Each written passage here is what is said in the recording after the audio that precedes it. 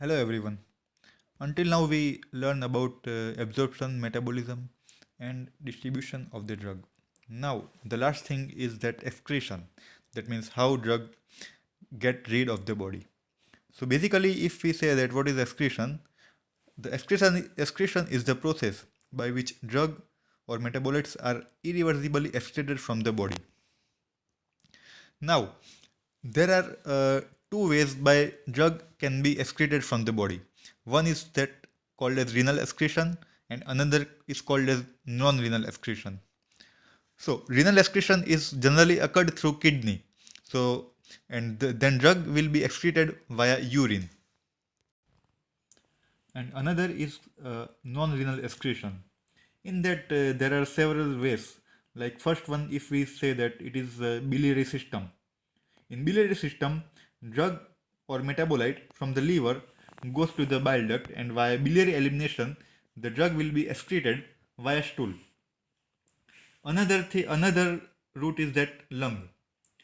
Through lung, there are several drug like gaseous or volatile drug which will be excreted via lung, and the example is halothane. It is a general anesthetic and it will be excreted via lung. Another example is that salivary excretion.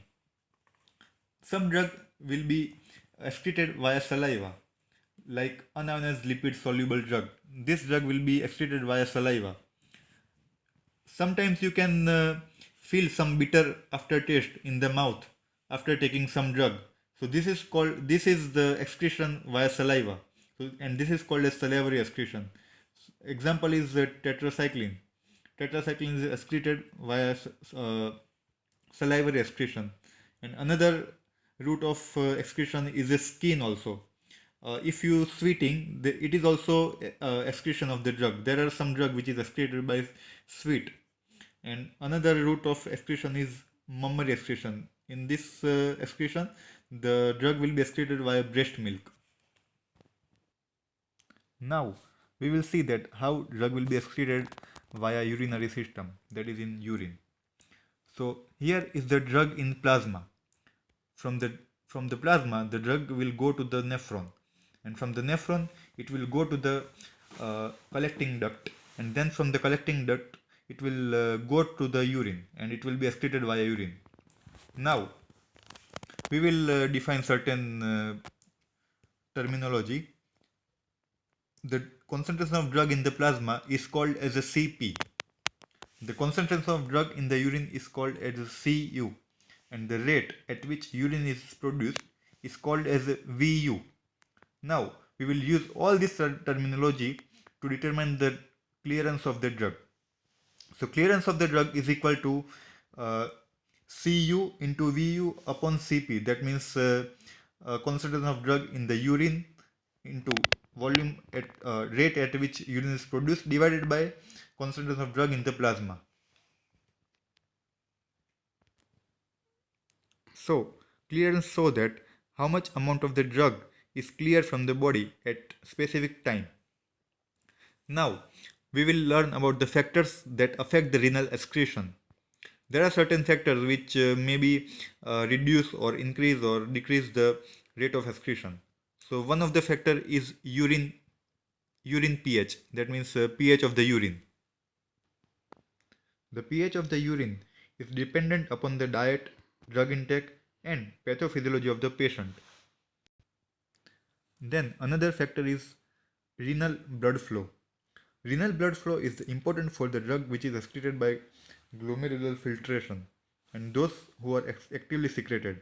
In case of drugs which are actively secreted, the perfusion will increase, and so in this case increased contact of drug with secretory site, and so excretion will also increase.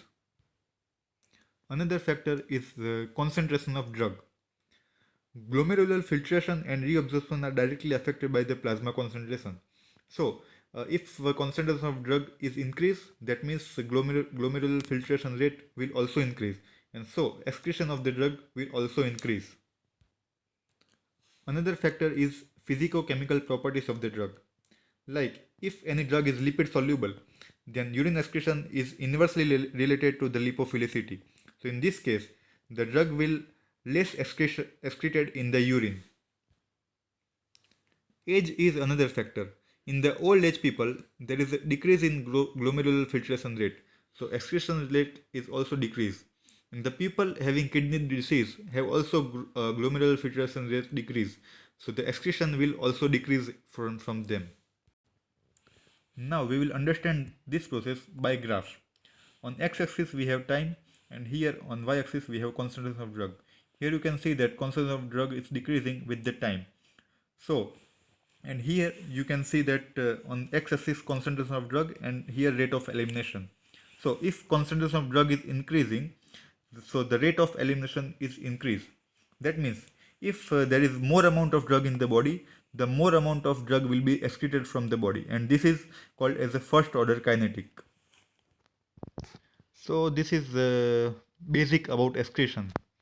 So until now we learn about basic pharmacokinetics like absorption, metabolism, distribution and excretion. This is actually will be maybe very helpful for non-pharma people who don't have background for pharmacy.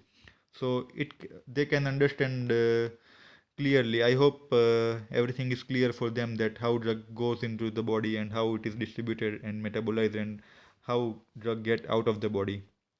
So thank you for watching everyone. Thank you so much.